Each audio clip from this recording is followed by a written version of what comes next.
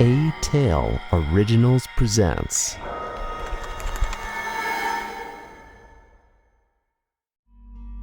White oil. The office was buzzing like a hive when Mia walked in. She could see all she had built. Staff in motion, models coming in for shoots, mood boards everywhere. She walked past most of her staff on her way to her office. Most of them stopped what they were doing on seeing her, looking up from their cubicle and whispering to each other.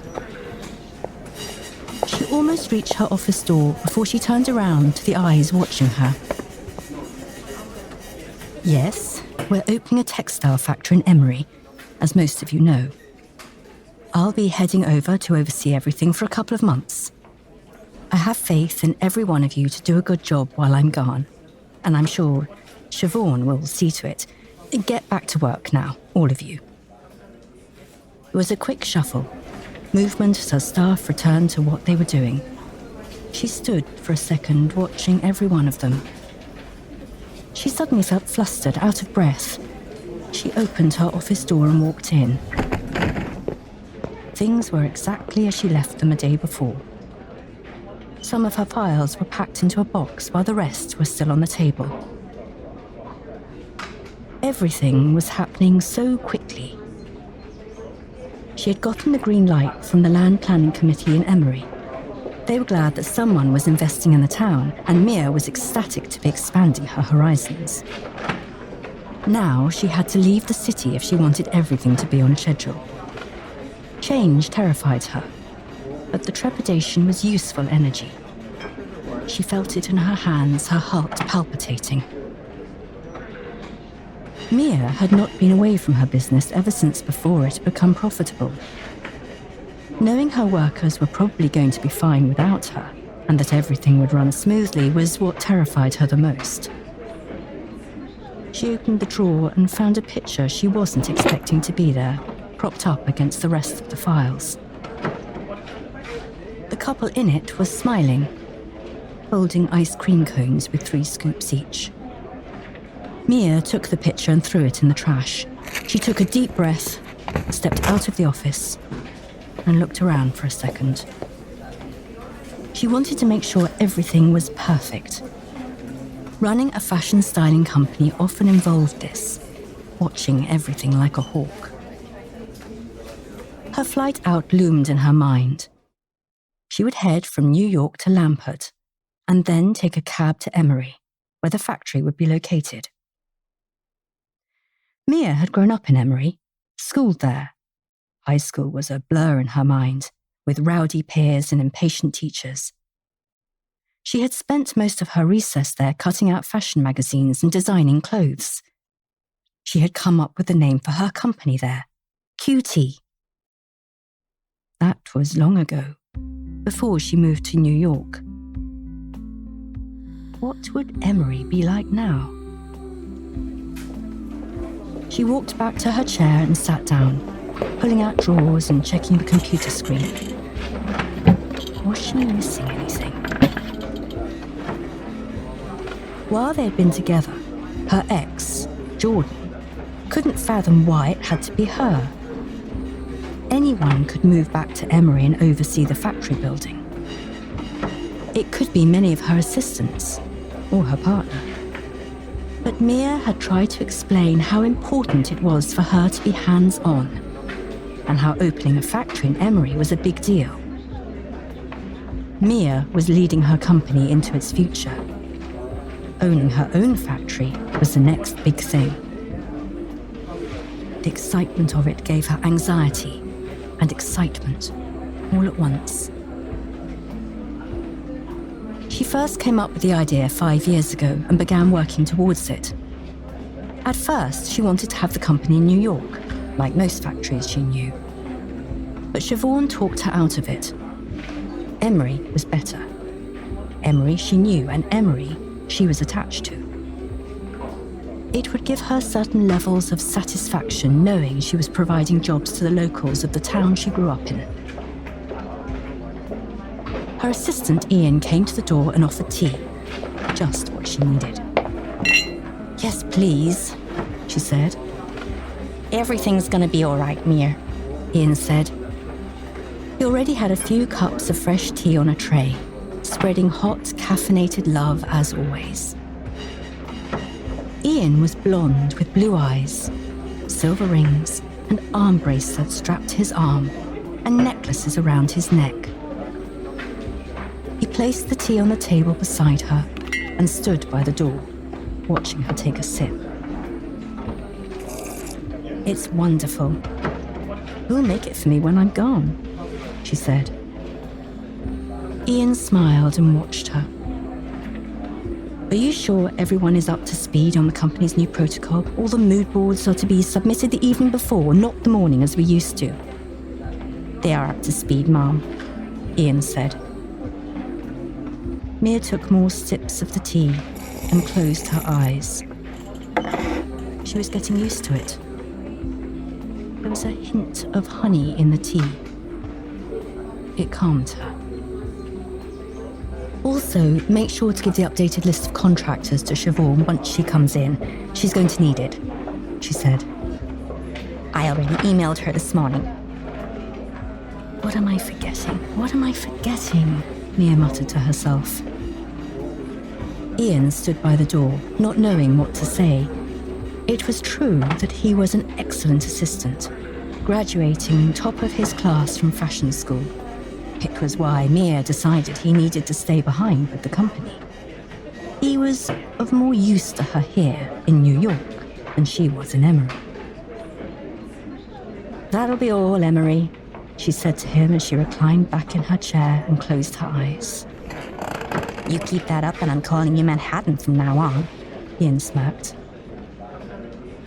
My God, she muttered to herself. I'm losing my mind, aren't I? Sorry, Ian. He gave her a wink and flitted away from the door. Hey, partner, she heard a voice say soon after. Look who's back, she said as she continued packing. Siobhan had a killer tan that stood out against her tight white dress. She walked over to Mia and kissed her cheek. Woo, someone is wrapped with anxiety, she said as she took a seat. I don't know. No matter how much I try, I feel like I forget something, Mia said, biting her lip. You do know we can always mail you anything you forget, right? Shiv says with a smile. I know, but what if you need me and I'm not by my phone? What if something goes wrong and I'm not here to fix it? A lot can go wrong, you know? I know that, but things can go right also. Relax, we got this. You have built a great staff, and I might say you have the best partner. Nothing will go wrong. We're going to be fine, just like we have been on every vacation you've taken. See this as a vacation, an important one, she said and cupped Mia's cheeks. Her hands were soft, warm. Speaking of which, Mia said, brightening up, how was your vacation? China was the best. Then Japan. Japanese men do know how to take care of a woman's knees, she said and winked. God, I can't agree with you, Mia said and placed her hand on her face. Her anxieties were returning. You know how huge this is? For 5 years, we've been planning this. No more private contractors, no more shortcutting with Chinese-made fabrics. QT can finally make its own fabric, quality controlled and assured. All because you came up with a wonderful idea. You're gonna be fine. You're gonna do more than fine. You have a sharp mind, a bright intellect, and I'm lucky to have you as a partner. Thank you, Mia said. She looked out to her staff and saw well-oiled machinery. She looked around the room and picked up the last files, packing them together. I still can't believe we're doing this. I know, Shiv said gleefully, her voice filled with excitement. It's a bold move, but I think we can handle it. True, Mia said thoughtfully. Shiv's excitement and the prospect of a textile factory were beginning to get to her. We've always struggled with production, licensing patterns. This is going to solve our problems. There'll be no more of that from now on. We'll be able to produce and license our own patterns. I will have all our designers working day and night to come out with something special for the first new materials, Shiv said. Easy now. We only just acquired the plot. There are several things between now and then, Mia said. Didn't you say the town planning committee was excited by the prospects of a textile industry? This is huge for them, as it's huge for us. I know.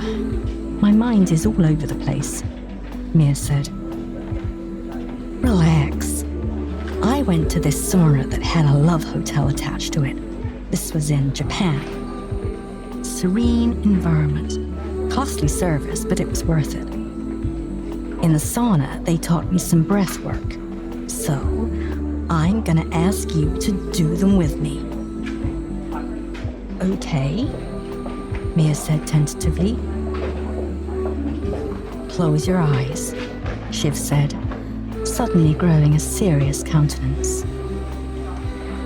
Mia closed her eyes shut.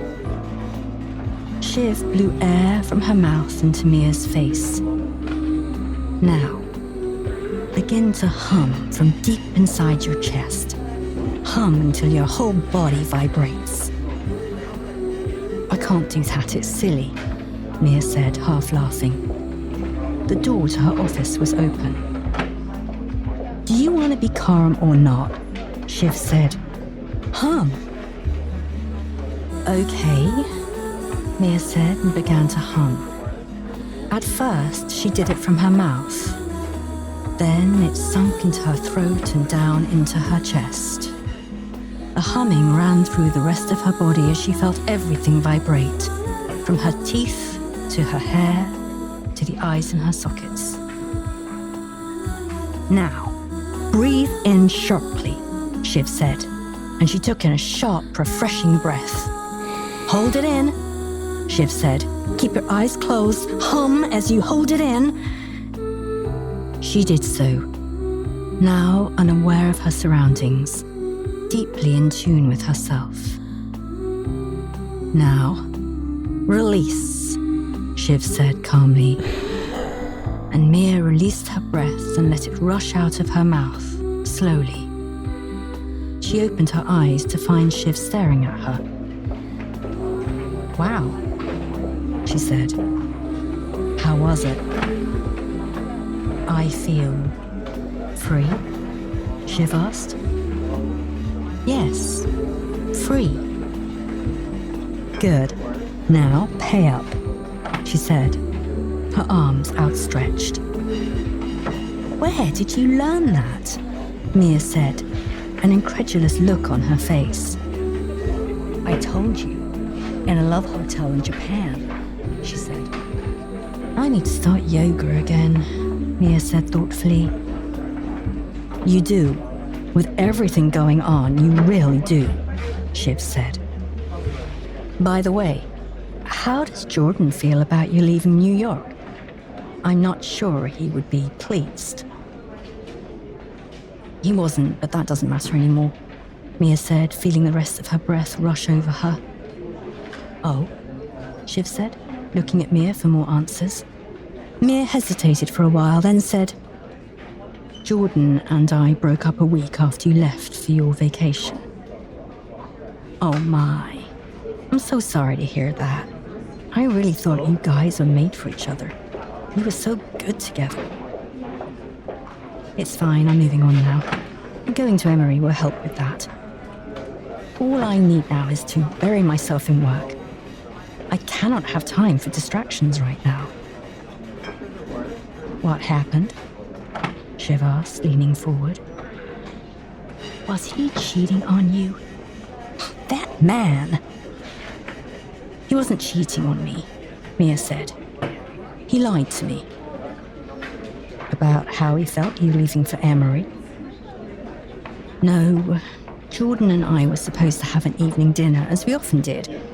At the last moment of the evening, he said he had to cancel, that he had a work meeting. Now, that was understandable. We're both busy adults. What I couldn't condone was finding out he had only lied so he could hang out with his boys. I would have understood if he had told me what he wanted to do. I have zero tolerance for lies. If they're willing to lie about the little things, then they will lie about the big things, Mia said as she zipped her bag shut. How did you find out? Shiv asked. One of his friends went live on Instagram and I got the whole thing, Mia said curtly. There was a silence in the room as Shiv thought long and hard about what Mia had just said. For only $9.99 a month, you'll get full access when signing up at atail.app, iOS app available in App Store. So click and sign up now. atail.app. Let the adventure surround you.